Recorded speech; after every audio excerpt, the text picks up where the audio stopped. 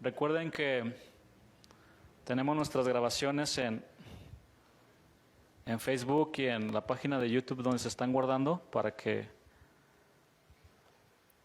puedan escucharlas.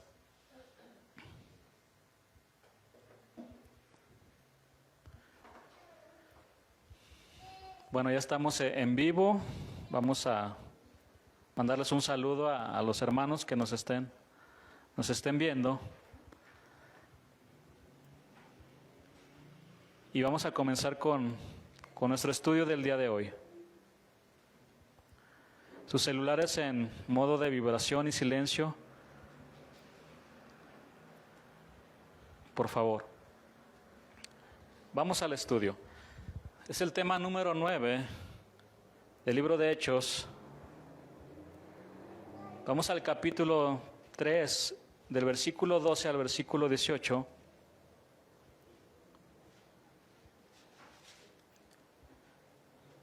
Tema 9, fijemos nuestros ojos en Jesús. Y en este capítulo, en estos versículos, vamos a encontrar el segundo sermón de Pedro. Vamos a leer a partir del 12, Hechos 3, 12 al 18. Viendo esto, Pedro respondió al pueblo: varones israelitas, ¿por qué os maravilláis de esto? ¿O por qué ponéis los ojos en nosotros, como si por nuestro poder o piedad hubiésemos hecho andar a este? ¿A quién? Al cojo de nacimiento. El Dios de Abraham, de Isaac y de Jacob, el Dios de nuestros padres, ha glorificado a su Hijo Jesús, a quien vosotros entregasteis y negasteis delante de Pilato, cuando éste había resuelto ponerle en libertad. Mas vosotros negasteis al santo y al justo, y pedisteis que se os diese un homicida, y matasteis al autor de la vida, a quien Dios ha resucitado de los muertos, de lo cual nosotros somos testigos. Y por la fe en su nombre, a este que vosotros veis y conocéis, le ha confirmado su nombre, y la fe que es por él ha dado a esta completa sanidad, en presencia de todos vosotros. Mas ahora, hermanos, sé que por ignorancia lo habéis hecho, como también vuestros gobernantes. Pero Dios ha cumplido así lo que había antes anunciado, por boca de todos sus profetas, que su Cristo había de padecer. Vamos a orar. Señor, nos ponemos en tus manos. El amor de nuestra vida eres tú, Jesús. El sol, Señor, que ilumina nuestras vidas, eres tú, Jesús. Te amamos a ti, Jesús. Amamos tu palabra, Dios. Amamos tu presencia. Amamos todo lo que tú eres, Señor. Porque tú eres precioso, maravilloso, asombroso. Eres el tesoro más preciado que tenemos en esta vida. Nada ni nadie se compara a ti. Tú sobresales, tú destacas entre todos. Tú eres el más hermoso de los hijos de los hombres. No hay quien te iguale, poderoso en majestad, sublime, altísimo, glorioso, eterno, incomparable. ¿Cómo podemos compararte con algo, con alguien, Señor? Tú eres nuestro Dios. Y ante ese Dios nos rendimos, nos postramos, nos humillamos, sabiendo que nosotros somos polvo, frágiles, pequeños, así como Zaqueo. Pequeños, Señor.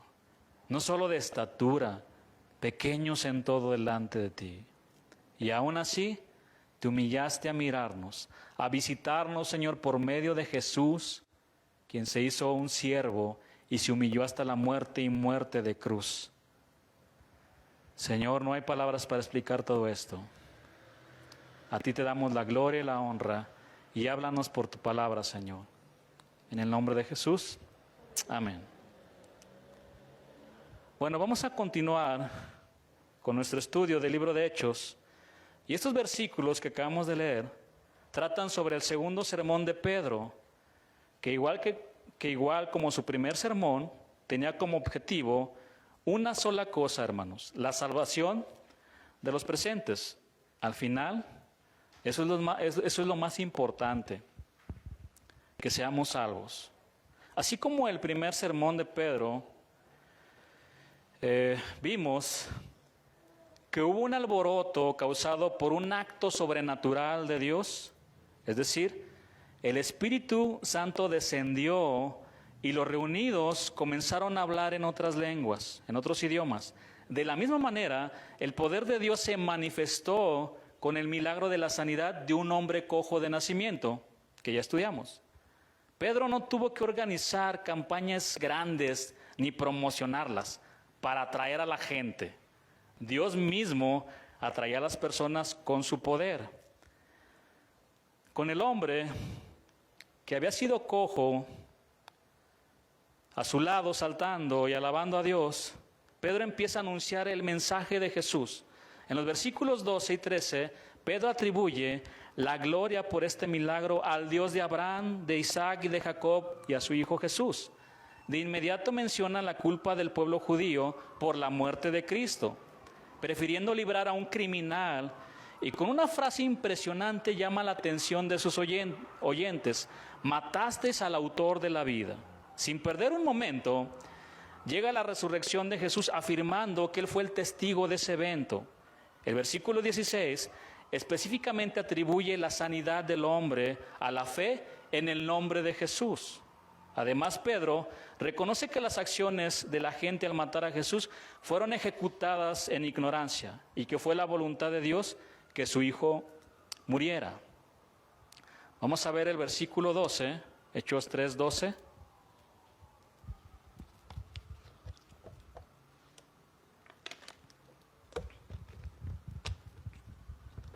Viendo esto, Pedro respondió al pueblo: varones israelitas, ¿por qué os maravilláis de esto?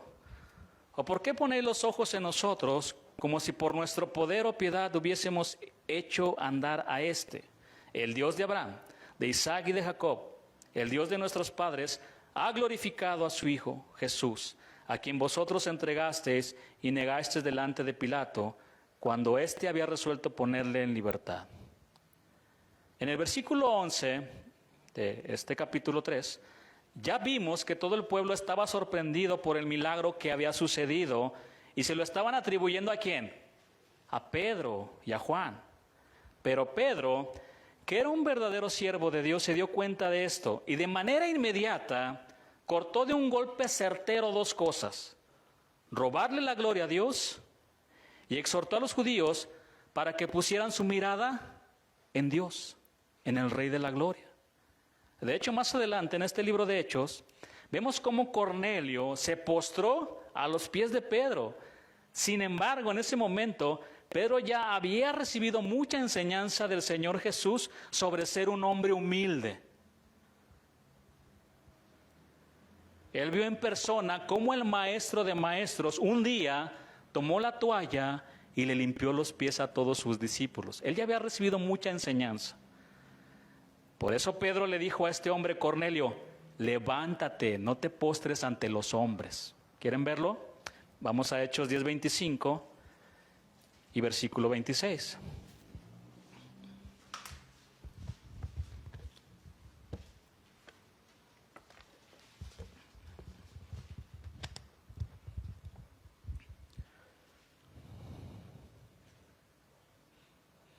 Pedro tuvo una visión.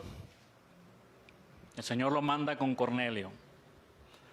Pedro no quería ir, porque él iba a los judíos, no a los gentiles. Pero obedeció al final al Señor y fue con él. Cuando Pedro entró, salió Cornelio a recibirle y, postrándose a sus pies, adoró.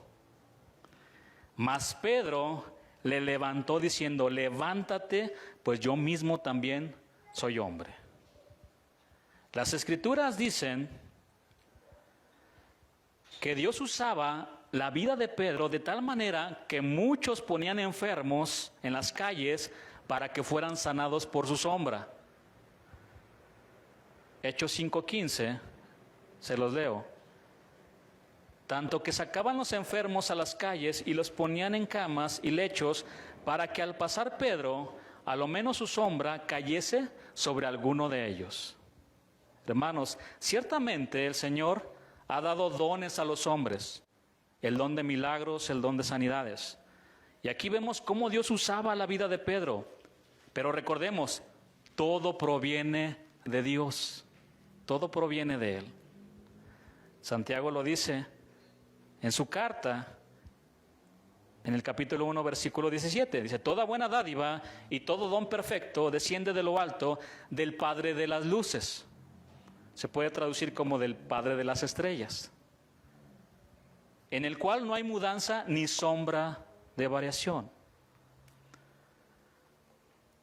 ¿Por qué os maravilláis de esto? ¿O por qué ponéis los ojos en nosotros, como si por nuestro poder o piedad hubiésemos hecho andar a éste? Otras versiones dicen de este versículo: ¿por qué os sorprende lo que ha pasado? ¿Por qué nos miráis como si por nuestro propio poder o virtud hubiéramos hecho caminar a este hombre? ¿Qué les sorprende? ¿Por qué nos miran así? ¿Acaso creen que nosotros sanamos a este hombre con nuestro propio poder? Hermanos, estas preguntas en específico están ligadas profundamente con el espíritu del escritor del primer versículo del Salmo 115, versículo 1. Si quieren tomar nota. Salmo 115, versículo 1 dice: no a nosotros, oh Jehová, no a nosotros, sino a tu nombre da gloria por tu misericordia, por tu verdad. Miren qué interesante esta palabra en el original. La palabra no viene de una raíz o de una palabra que se escribe con L-O, lo. ¿Y saben lo que significa? Nada y nunca. Que podríamos leerlo de esta manera: no a nosotros, oh Jehová, nada a nosotros, oh Jehová, nunca a nosotros, oh Jehová. No a nosotros, sino a tu nombre da gloria por tu misericordia y por tu verdad. Este Salmo 115, junto con los salmos que van del 113 al 118, se les conoce como los salmos Jalel, es decir, salmos de alabanza. Y tradicionalmente se cantaban en la cena de la Pascua, conmemorando la salida del pueblo de Israel de la esclavitud de Egipto. No a nosotros, oh Jehová, no a nosotros, sino a tu nombre da gloria por tu misericordia, por tu verdad. Ahora, notemos que el salmista comienza alzando sus ojos al cielo, dirigiendo un canto de gloria al nombre del gran yo soy. Y en este cuadro glorioso, majestuoso, donde está Jehová y solo Jehová, únicamente Jehová, el salmista queda detrás del telón, donde nadie lo ve. Sin lugar a duda, esta hermosa canción fue un poema sublime escrito por el salmista. Y seguramente este salmo se escucharía muy agradable si lo cantara un siervo o una sierva del ministerio de la alabanza. Pero yo me pregunto, ¿cómo se escucharía este salmo en los labios de aquel de quien Dios dijo: este es mi Hijo amado, en el cual tengo mi complacencia? Algunos estudiosos de la Escritura dicen que este himno fue cantado por el Señor Jesús después de la última cena y antes de llegar al huerto de Getsemaní. Mateo 26:30 dice así la Escritura: y cuando hubieron cantado el himno, salieron al monte de los Olivos. Y ahí estaba Jesús y sus discípulos. Ellos cantaron un himno. Hermanos, se acercaba la crucifixión y la muerte de nuestro Señor Jesús, y lo más terrible, el abandono de su amado Padre. Pero no tengo ninguna duda de que el Señor Jesús cantó este himno de gloria a Dios con cada minuto de su vida en obediencia hacia su Padre. Hermanos, Jesús es nuestro máximo ejemplo en dar adoración a Dios. Él ha sido el más grande de todos los adoradores. Él es el máximo adorador por excelencia de todos los tiempos. La vida perfecta de obediencia del Señor fue el himno más dulce y agradable que Dios ha escuchado. Cada acto, cada pensamiento de Cristo era una melodía muy grata a los oídos de su Padre, de su Dios. La vida del Señor Jesús ha sido la mejor de todas las melodías entonadas, porque siempre buscó darle gloria a Dios y nunca darse gloria a sí mismo. Entonces, antes de ir al huerto del Getsemaní, Él levantó su mirada al cielo y junto con sus discípulos cantó: no a nosotros, nunca a nosotros, nada a nosotros, oh Jehová. Nunca a nosotros, nada a nosotros, sino a tu nombre da gloria por tu misericordia y por tu verdad. Amados, esto es algo que debe colocarnos en el lugar que nos corresponde. ¿Cuál es ese lugar? Somos hombres pequeños, frágiles, débiles y muy vulnerables. No somos Dios. Nosotros no tenemos el poder para sanar o para cambiar a las personas y por lo tanto no debemos pretender robarle ni un gramo del peso de la gloria de Dios, que solo le pertenece al Rey de Reyes y Señor de Señores, solo a Él. Nuestro amado Jesús nunca buscó glorificarse a sí mismo y siempre buscaba darle la gloria a su Dios, a su Padre, como lo vamos a ver en los siguientes versículos. Juan 8:54.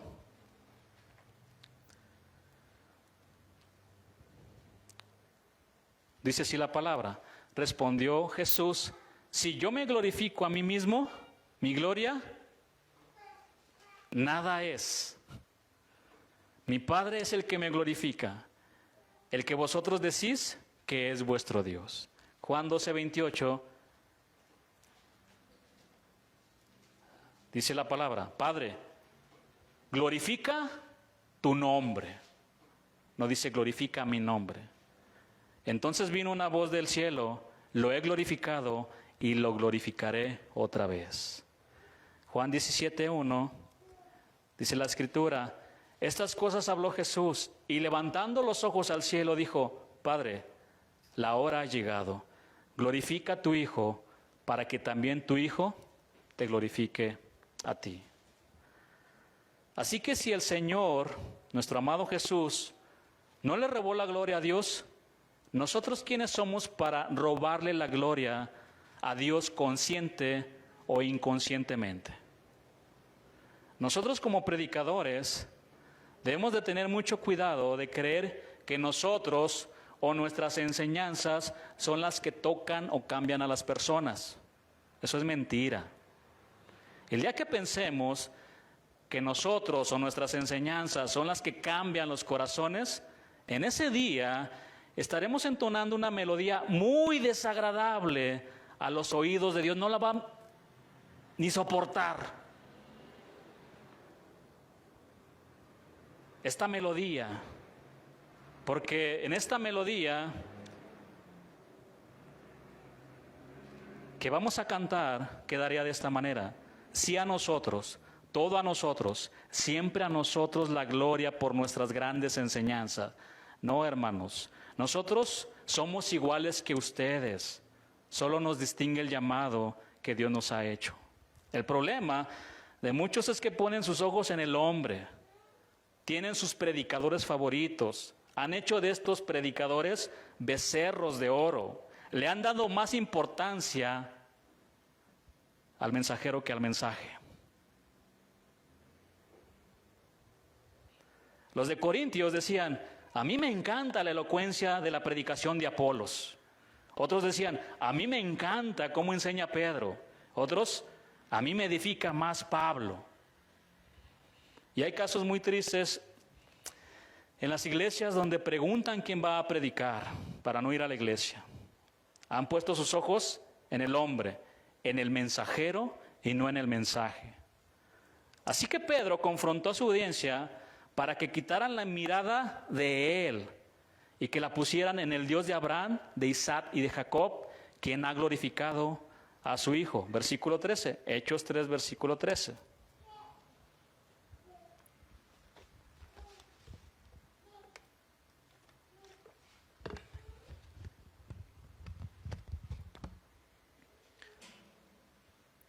Y ahora, con lo que pasa, lo que ha pasado, en donde ciertos predicadores lanzan hasta su saco para que la gente se caiga y la gente sin discernir la palabra, quieren hasta tocarlos para que les pase la unción. Somos barro, somos polvo. Luchamos con lo mismo que ustedes, hermanos. Solamente nos distingue el llamado, pero luchamos igual que ustedes.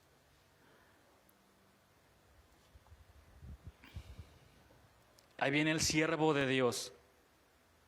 Y esa palabra la toman así como que, wow, el siervo, viene el siervo. Somos servidores.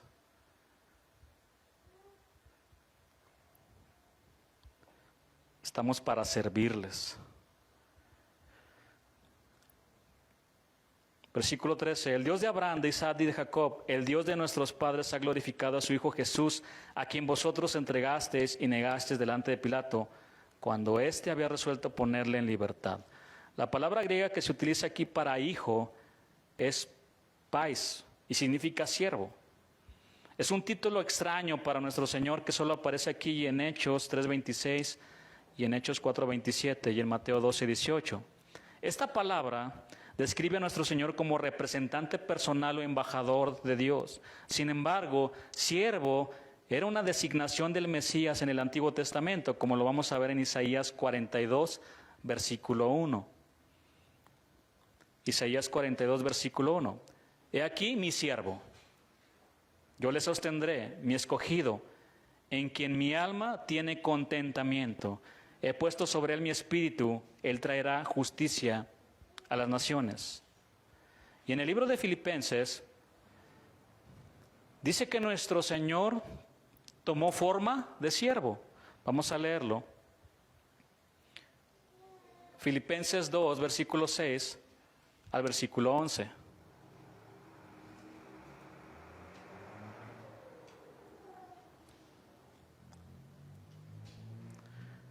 El cual, siendo en forma de Dios, no estimó el ser igual a Dios como cosa que aferrarse, sino que se despojó, y esta palabra en el griego es keno, es vaciar, sino que se vació a sí mismo, sino que se despojó a sí mismo tomando forma de siervo, hecho semejante a los hombres, y estando en la condición de hombre, se humilló a sí mismo, haciéndose obediente hasta la muerte y muerte de cruz, por lo cual Dios también le exaltó hasta lo sumo y le dio un nombre que es sobre todo nombre, para que en el nombre de Jesús se doble toda rodilla de los que están en los cielos y en la tierra y debajo de la tierra, y toda lengua confiese que Jesucristo es el Señor, para gloria de Dios Padre.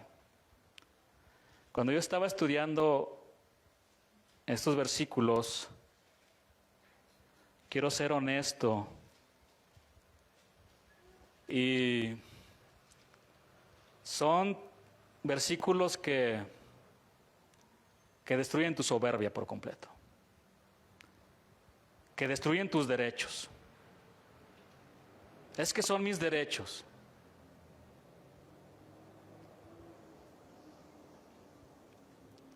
¿Quién lo hubiera imaginado? Que la palabra eterna y preexistente, siempre con Dios, siempre Dios mismo, se hizo carne y tabernáculo entre los pecadores.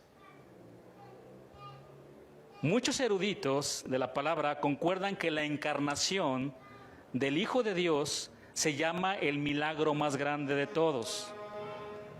El Dios infinito, eterno, autoexistente, autosuficiente y omnipotente se rebajó a sí mismo al asumir la naturaleza humana, que es finita, temporal, dependiente y mortal, sin perder su naturaleza divina.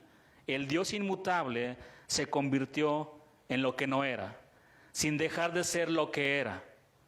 Entre todas las obras que Dios ha acabado, la encarnación del Hijo de Dios posee un especial brillo de magnificencia. La unión de la majestad del Dios infinito con la humildad del hombre finito, fusionada en una persona magnífica, hace que la gloria de la encarnación sea más resplandeciente que el resto de las gloriosas obras de Dios. En vez de insistir en sus propios derechos para continuar con su poder y autoridad divina, el Hijo eterno de Dios entregó desinteresadamente esos derechos, asumiendo una naturaleza humana para lograr la salvación de los pecadores. También podemos observar donde este pasaje podemos observar su humildad, quien siendo por naturaleza Dios, no consideró el ser igual a Dios como algo a que aferrarse. Por el contrario, se rebajó voluntariamente tomando la naturaleza de siervo y haciéndose semejante a los seres humanos. Hermanos, aunque Cristo existió eternamente en la misma naturaleza de Dios, igual que el Padre, gobernó la creación en majestad y recibió la adoración de los ángeles en el cielo.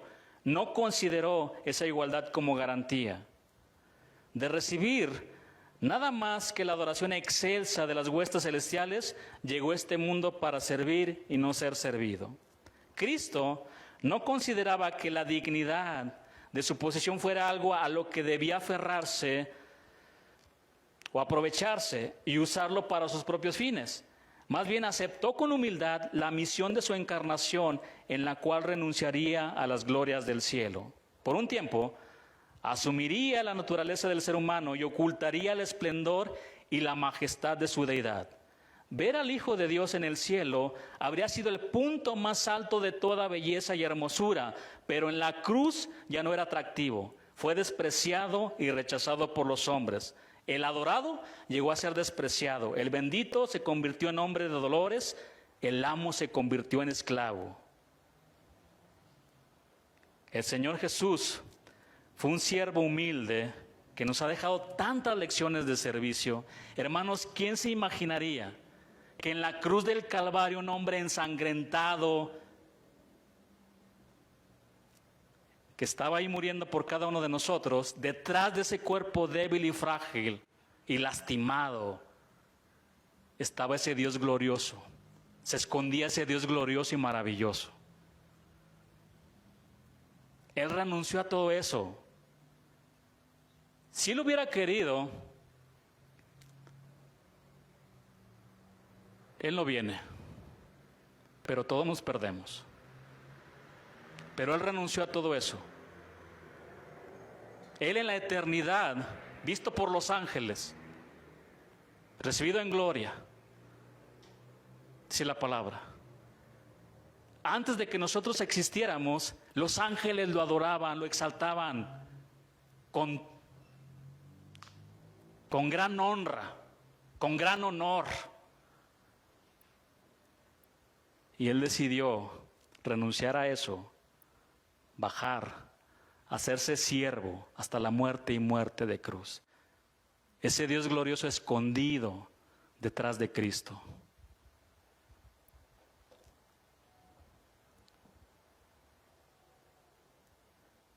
El Señor Jesús fue un siervo humilde que nos ha dejado muchas lecciones del servicio, y una de ellas la encontramos en Juan 13.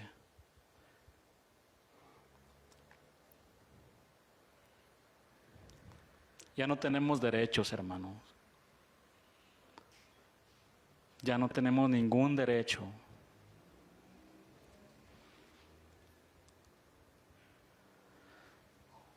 Juan 13, versículo 3.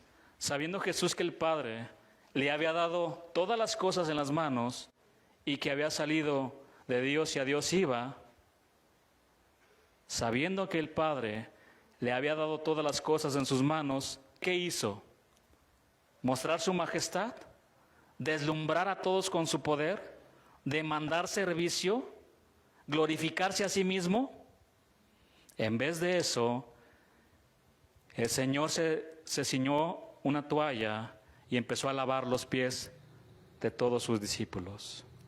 Versículo 4, se levantó de la cena y se quitó su manto y tomando una toalla se la ciñó. Luego puso agua en un lebrillo y comenzó a lavar los pies de los discípulos y a enjugarlos con la toalla con que estaba ceñido. Hermanos, Jesús aquí hizo algo que parecía locura. Comenzó a hacer el trabajo del siervo más bajo de la casa. Él comenzó a lavar los pies de sus discípulos. Además, este fue un acto de servicio extremo porque según las leyes y tradiciones judías, era absolutamente inconcebible que un maestro lavara los pies de sus discípulos. Hermanos, si Jesús solo hubiera querido mostrarle la imagen de un siervo, le hubiera pedido a uno de sus discípulos que le ayudara a colocar agua en el lebrillo para que después él limpiara rápidamente los pies y de esa manera considerar el trabajo terminado. Sin embargo, él lo hizo todo. Se entregó completamente a esta tarea. Cuando Jesús rodeó la mesa, lavando los pies de sus discípulos, fue una escena muy dramática. Porque Lucas 22-23 dice que los discípulos entraron a la habitación discutiendo sobre quién sería el mayor. Mientras ellos discutían sobre quién sería el mayor, Jesús tomó una toalla y comenzó a lavar los pies de los discípulos, que por cierto estaban muy sucios. Ellos no usaban zapatos cerrados como nosotros. Traían mucha suciedad. Solo imaginen la escena. Ese Dios glorioso, maravilloso, asombroso, escondido en la persona de Jesús. ¡Ay! Y tú y yo, hermanos, no nos queremos humillar para nada. No queremos.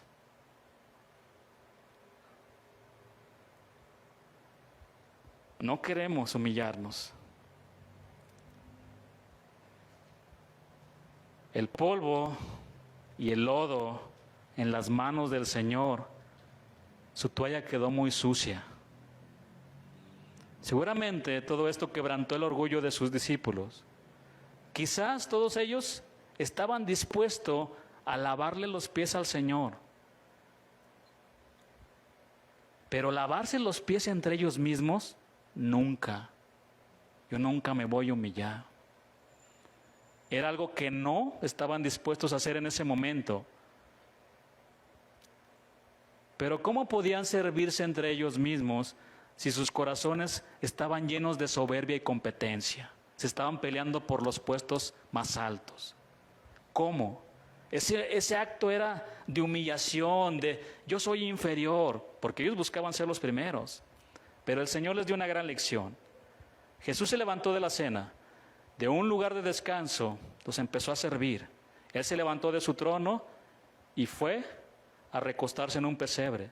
Jesús se quitó su manto, es decir, se despojó de su gloria, se despojó de su manto de rey de reyes. Y tomando una toalla, se la ciñó alistándose para trabajar. Jesús tomó la forma de siervo y vino listo para trabajar. Jesús puso agua en un lebrillo listo para limpiar. Es decir, Jesús derramó su sangre para limpiarnos de la culpa y de la condena por el pecado. Versículo 12, así que después que les hubo lavado los pies, tomó su manto, volvió a la mesa y les dijo, ¿sabéis lo que os he hecho? Vosotros me llamáis maestro y señor y decís bien, porque lo soy. Pues si yo, el Señor y el maestro, he lavado vuestros pies, vosotros también debéis lavaros los pies los unos a los otros. Como maestro y señor, Jesús les ordenó a sus discípulos que mostraran la misma humildad en el servicio unos por otros. El maestro de maestros les dejó bien marcadas las pisadas del servicio para que sus discípulos las siguieran. ¿Quieres ser como Jesús? Sigue sus pisadas. Seamos como Él. Hermanos, en el servicio a nuestro Señor y a su iglesia no hay espacio para la soberbia, para la competencia, no hay espacio para la flojera, Sus pisadas, las pisadas de nuestro Señor, no son confusas, son muy claras y son de esfuerzo, de arduo trabajo, de humildad y de mucha entrega y sobre todo de mucho amor.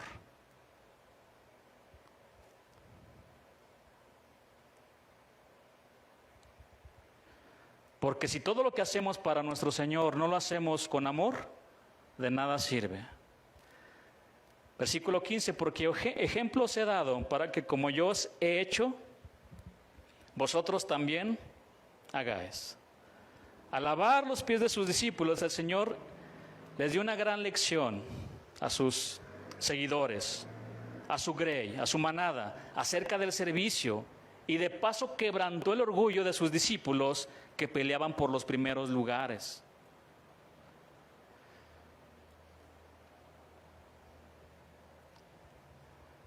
Hechos 3, versículo 13.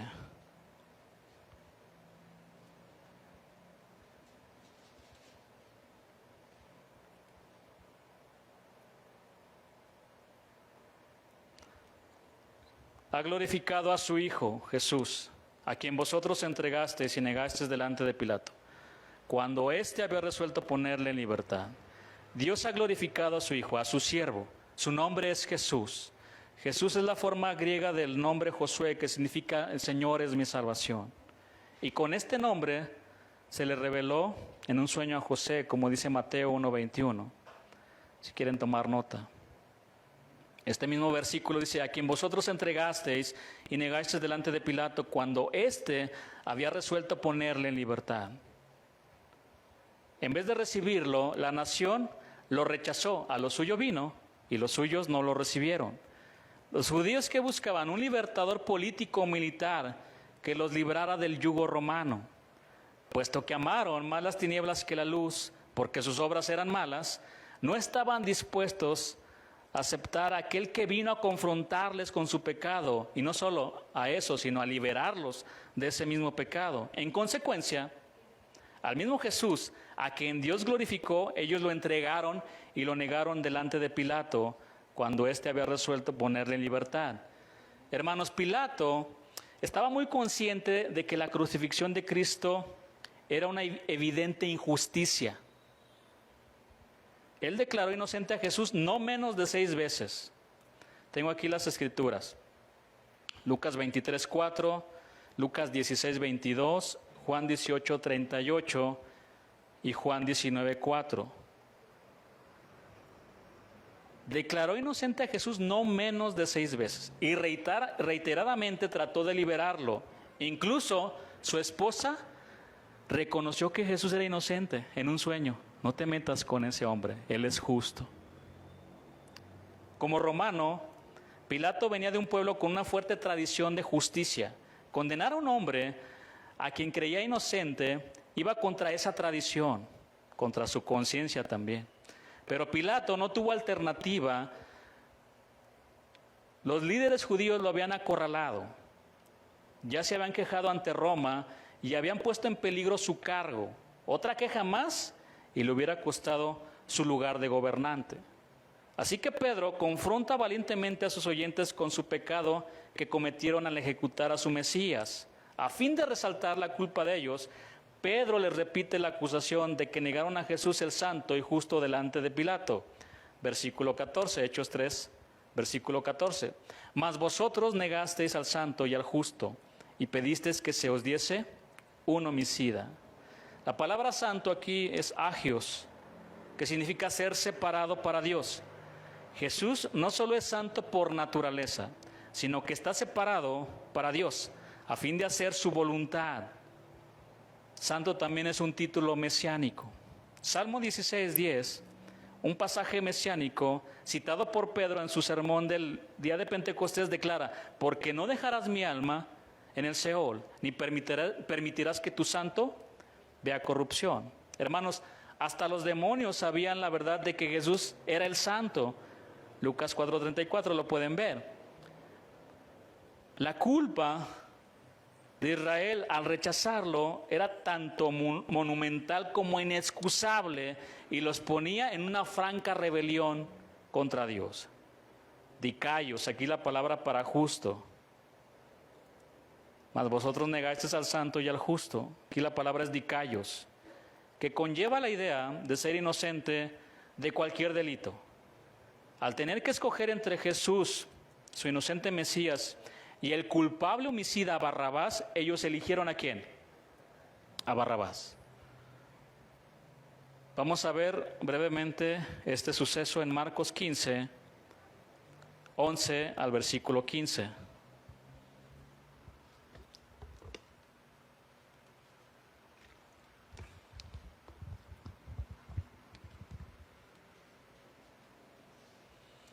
¿Ya lo tiene?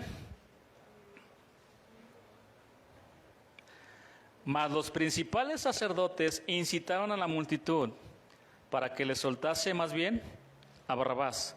Respondiendo Pilato les dijo otra vez: ¿qué pues queréis que haga del que llamáis rey de los judíos? Y ellos volvieron a dar voces: crucifícale. Pilato les decía: pues qué mal ha hecho. Pero ellos gritaban aún más: crucifícale. Y Pilato, queriendo satisfacer al pueblo, le soltó a Barrabás y entregó a Jesús, después de azotarle para que fuese crucificado. Era costumbre, durante la fiesta de Pascua, conceder la amnistía a un preso. Y estaban dos prospectos para ser liberados. Uno era Jesús y el otro ¿quién? Barrabás. Barrabás era un asesino. Todo indica que era un combatiente sanguinario de la resistencia judía contra las autoridades romanas, y por estas razones lo habían encarcelado. En cambio, Jesús había sido acusado por los judíos como el rey de los judíos, con el fin de hacer creer a Pilato que era también un revolucionario del mismo tipo que Barrabás. Hermanos, el simple hecho de sugerir que Jesús y Barrabás pudieran tener algo en común era un ultraje inaceptable contra la persona bendita de nuestro Señor Jesús. ¿Cuántas humillaciones soportó nuestro Señor para convertirse en nuestro Salvador? Pilato colocó delante de los judíos a Jesús y a Barrabás para que ellos decidieran a quién liberar. Por un lado, estaba Jesús, que actuaba solo con el poder del amor y de la verdad. Y por otro estaba Barrabás, que era partidario de la violencia y la lucha armada. Nada más para que vean qué inteligentes y qué sabios somos para decidir y escoger. El hombre se jacta de ser inteligente. La generación de ahora se jacta de que es la más inteligente y sabia. Open mind, se abren a todo.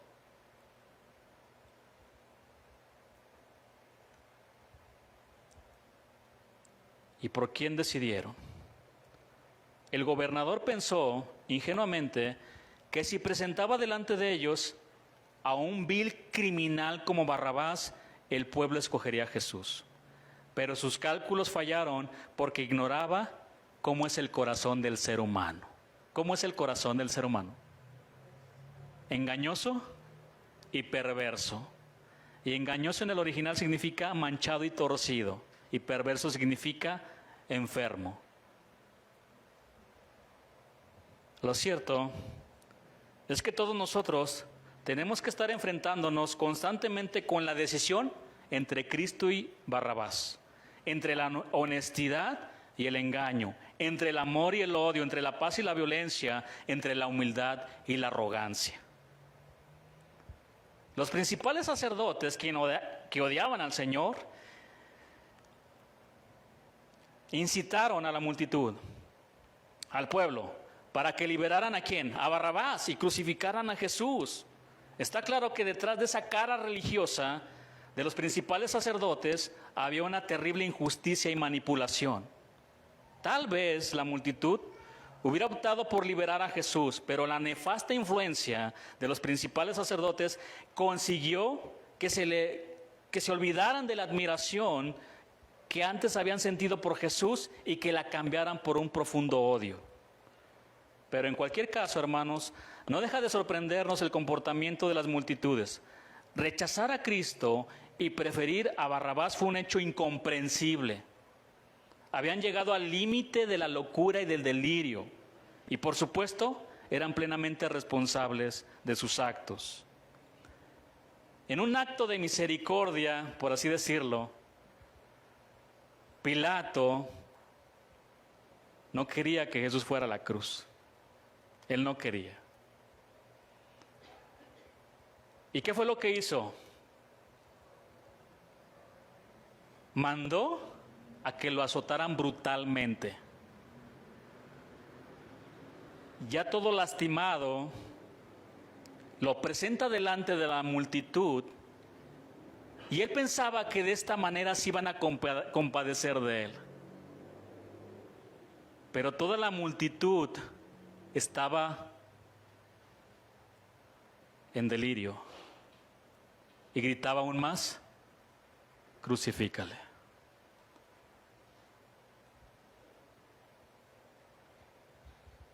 Fracasó también aquí Pilato. Y la multitud siguió gritando en su locura: no nos importa. Se está muriendo ahí en persona, está en vida ahí, todo desangrando, no me importa, llévenselo a la cruz. Queremos verlo muerto. Imagínense el odio.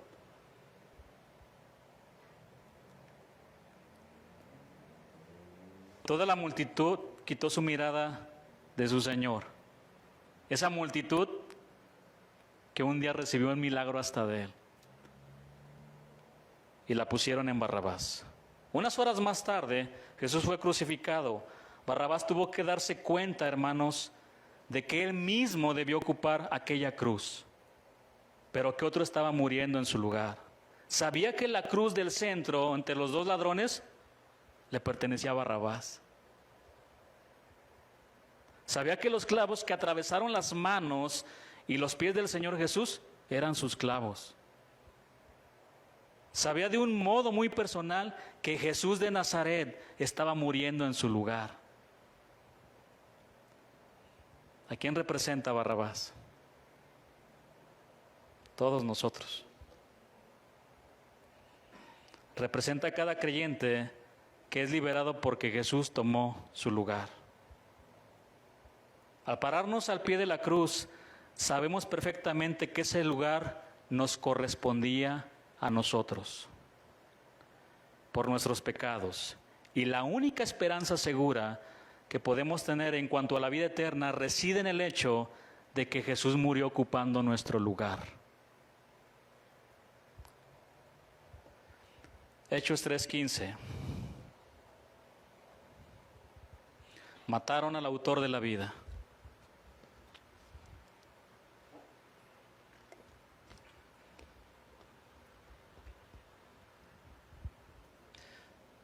Y mataste al autor de la vida, a quien Dios ha resucitado de los muertos, de lo cual nosotros somos testigos. Y por la fe en su nombre, a este que vosotros veis y conocéis, le ha confirmado su nombre, y la fe que es por él ha dado a esta completa sanidad en presencia de todos vosotros.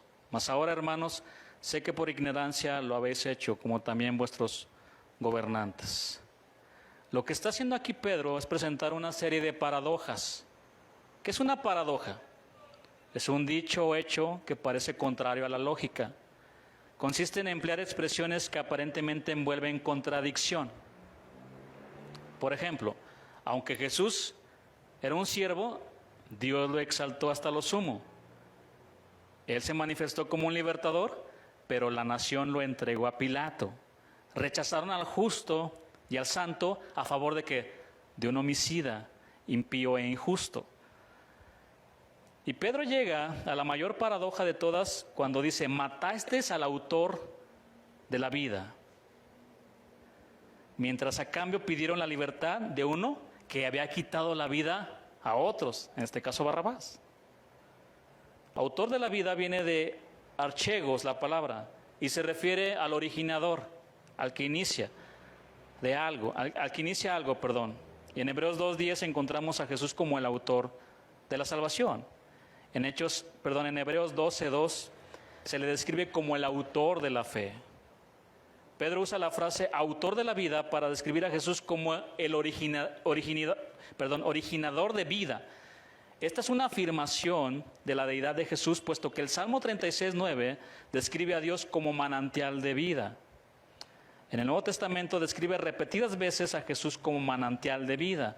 Juan 1:14, por ejemplo, dice así la Escritura: en Él, es decir, en Cristo, estaba la vida, y la vida era la luz de los hombres. Juan 15:11 dice: y este es el testimonio, que Dios nos ha dado vida eterna, y esta vida está en su Hijo. Primera de Juan 5:20 dice: pero sabemos que el Hijo de Dios ha venido y nos ha dado entendimiento para conocer al que es verdadero, y estamos en el verdadero, en su Hijo Jesucristo. Este es el verdadero Dios y la vida eterna. También Jesús afirmó ser manantial de vida. Juan 5:26 dice la Escritura: porque como el Padre tiene vida en sí mismo, así también ha dado al Hijo el tener vida en sí mismo. Juan 11:25 le dijo Jesús: yo soy la resurrección y la vida, el que cree en mí, aunque esté muerto, vivirá. Y Juan 14:6, un versículo conocido por todos, dice la palabra: yo soy el camino, no es un camino entre muchos. Dice: yo soy el camino y la verdad y la vida, y nadie viene al Padre sino por mí. Yo soy Él, no un camino, no una verdad, no una vida. Él es el único camino. Sin embargo, la predicación de Pedro no termina con la muerte del autor de la vida. Al verdadero estilo apostólico, Pedro agrega la nota resonante de la resurrección de Jesús, el autor de la vida. Fue a quien Dios ha resucitado de los muertos, de lo cual tanto Pedro como los demás apóstoles eran testigos. Hechos 3:15, que leímos, dice: a quien Dios ha resucitado de los muertos, de lo cual nosotros somos testigos. Y la resurrección de Cristo es un pilar, hermanos, de la fe cristiana. Nosotros creemos que Jesús ha resucitado de los muertos. Algunos dicen que se robaron el cuerpo de Jesús. Unos no creen. Nosotros sí creemos. Tan así que Pedro y sus discípulos fueron testigos de este acto y que dieron su vida. ¿Que dieron su vida sería por una mentira? No, fue una verdad. ¿Quién estaría dispuesto a dar su vida por una mentira?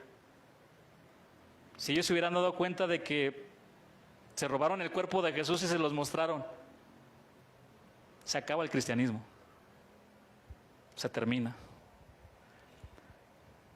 Pero el ver esos hombres valientes como Pedro y todos sus seguidores, Esteban, el primer mártir cristiano, ahí que lo estaban apedreando porque les compartía la palabra de Dios a esos hombres que lo odiaban. ¿Quién estaría dispuesto? Ahí está Esteban, ahí está Pedro, todos dieron su vida y pasaron por situaciones muy complicadas. Nerón los mataba y los ponía en los postes para iluminar los caminos, los quemaba vivos. ¿Quién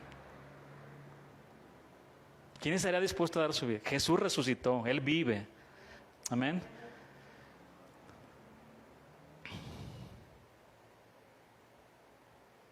Él resucitó. A quien Dios ha resucitado de los muertos, de lo cual nosotros somos testigos. La audaz afirmación de Pedro es una evidencia poderosa de la resurrección de Jesús. Si Jesús no se hubiera levantado de los muertos, esa afirmación habría sido fácil de refutar. Si los líderes judíos hubieran podido mostrar el cadáver de Jesús, la iglesia hubiera desaparecido. Pero ellos no podían hacerlo y no lo hicieron. El testimonio de los apóstoles era innegable. Así que Pedro plantea con fuerza el punto de que los judíos eran enemigos declarados del Dios que profesaban amar, el mismo que habían venido a adorar al templo, aquel a quien Dios había exaltado. Ellos lo habían entregado, repudiado y ejecutado. La culpa de los judíos era enorme, pero su homicidio fue inútil. No solo Jesús estaba vivo, sino que el milagro también estaba hecho por la fe en su nombre. Estaban en persona viendo un milagro de Dios. Sanó un hombre cojo de nacimiento. Igual que en el versículo 12, Pedro niega aceptar el mérito por la sanidad que ya vimos. Es por la fe en su nombre. No pongan su mirada en nosotros, les dijo Pedro. Es por la fe en su nombre, y la fe que es por Él, ha dado a éste completa sanidad en presencia de todos vosotros. El versículo 17 señala una transición en el sermón de Pedro.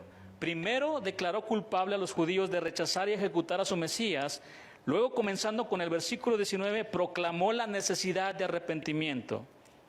En medio de esto, los versículos 17 y 18, el apóstol les ofrece esperanza al dirigirse hacia ellos como hermanos. Se identifica con ellos como compañero judío y se coloca a su lado mostrando amor, misericordia y preocupación por ellos. Versículo 17 leemos, Hechos 3:17. Mas ahora, hermanos, sé que por ignorancia lo habéis hecho, como también vuestros gobernantes. Pedro les ofrece la posibilidad de perdón porque actuaron por ignorancia. Él estaba apelando a su ignorancia.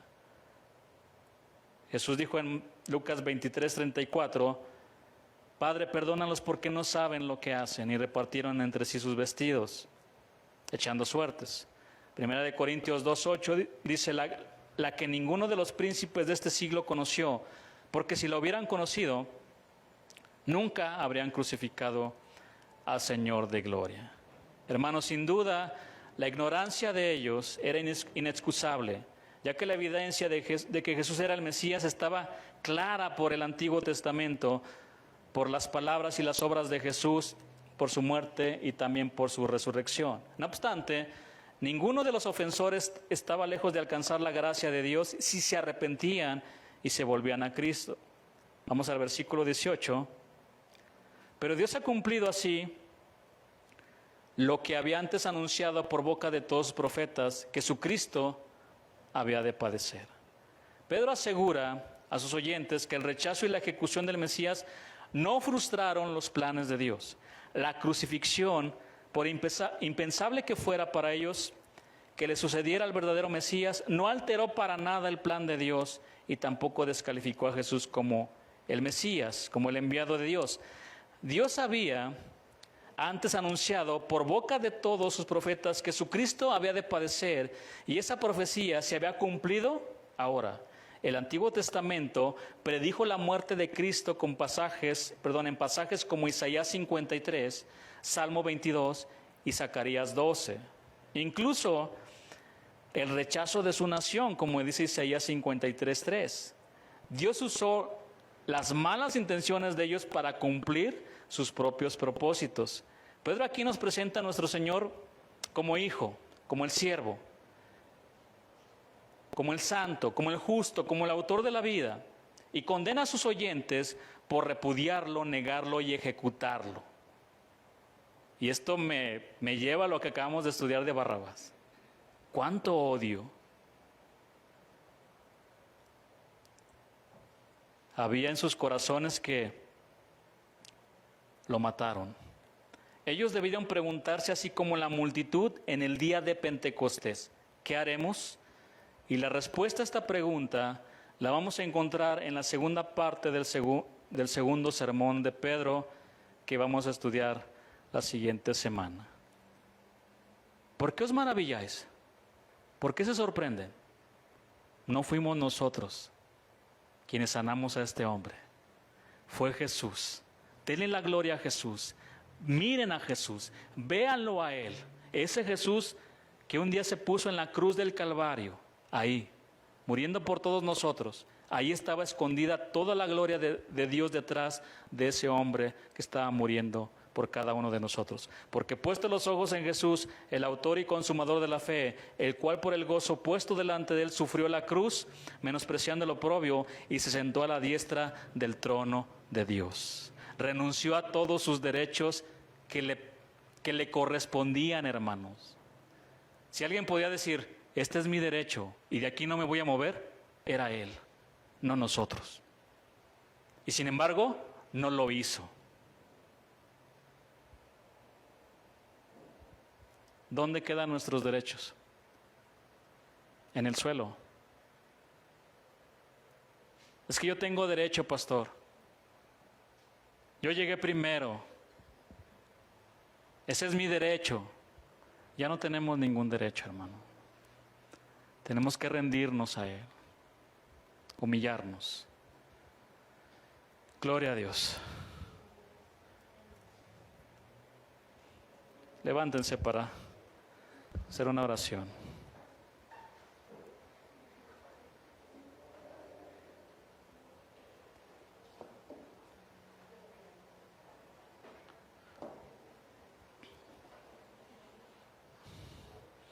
Como a veces Dios prueba el corazón. Y Dios me ha probado a mí también.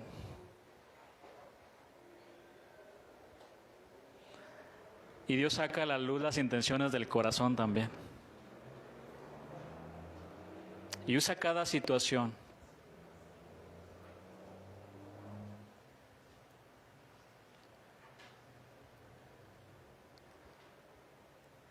Y sale a la luz lo que hay.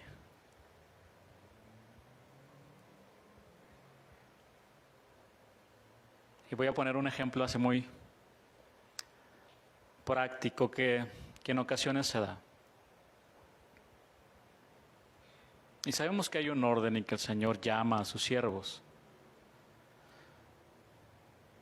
Pero a veces eso el Señor lo hace para sacar lo que hay en el corazón.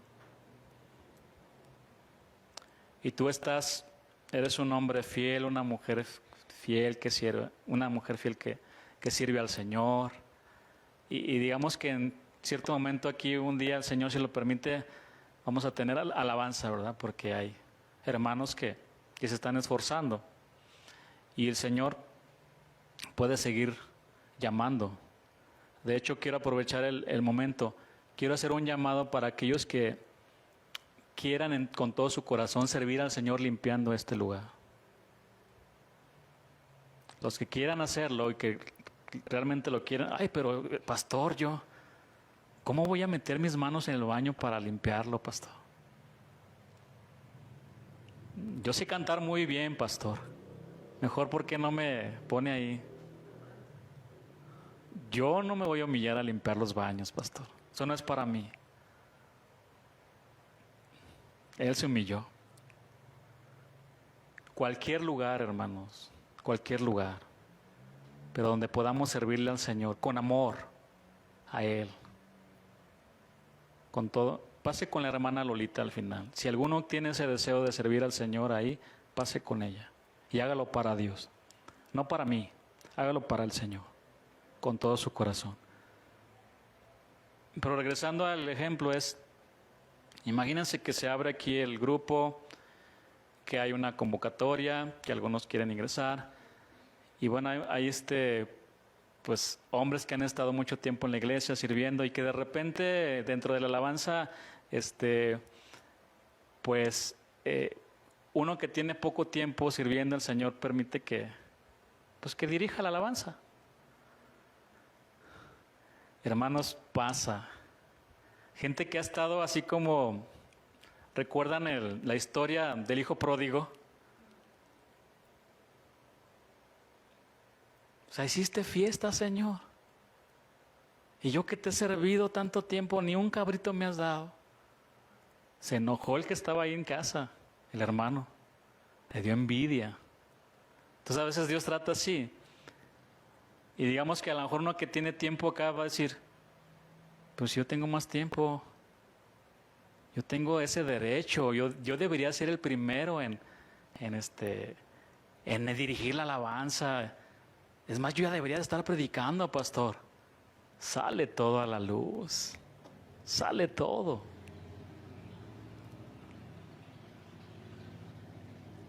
Yo tengo ese derecho. Y empieza a salir lo que hay en nuestro corazón. No, hermanos. Donde estemos. Si es en los baños, si es en la alabanza, si va a ser predicando, donde sea. Dile al Señor, usa mi vida, Señor, en lo que tú quieras, no en lo que yo quiero. Señor, yo canto muy bonito. ¿Y? Yo no necesito cantores, yo necesito que limpien la iglesia ahorita. Amén. Además, nuestra vida puede ser una dulce melodía a nuestro Dios. Cuando vayas a los baños ahí y estés limpiando con ese gozo y alegría para el Señor, es una dulce melodía. que va a escuchar el Señor. Pero es que ahí nadie me ve. ¿Para qué quieres que te vean, hermano? Lo haces para el Señor, lo haces en secreto. Hazlo siempre para Él. Cualquier cosa. No toques trompeta de nada, quédate ahí, hazlo para tu Señor. Diles para ti, Señor.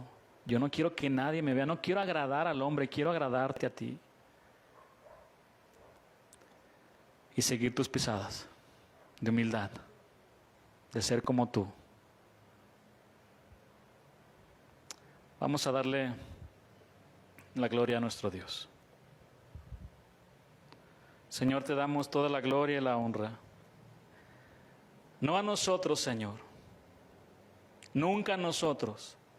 Nada a nosotros. Que la gente no ponga su mirada en nosotros.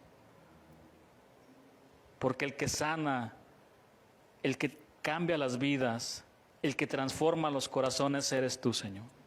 Es tu palabra, Señor. Nosotros mismos fuimos transformados por ti, Señor, por tu palabra. No permitas que nos robamos ni un miligramo, ni un gramo, Señor, del peso de tu gloria, Señor. Solo a ti sea la gloria. No a nosotros, oh Jehová, sino a tu nombre sea la gloria por tu misericordia y por tu verdad. No permitas, Señor, que llegues a nuestro corazón. Porque nosotros no somos nada sin ti. Y tú sin nosotros sigues siendo Dios. El Dios majestuoso, poderoso y glorioso.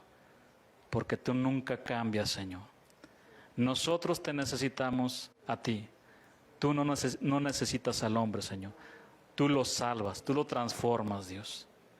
Te necesitamos, Señor. Te damos toda la gloria, la honra y la alabanza. Y ayúdanos, Señor, a seguir tus pisadas de humildad. A amarnos entre nosotros, a servirnos entre nosotros, Dios. En el nombre de tu Hijo Jesús. Amén.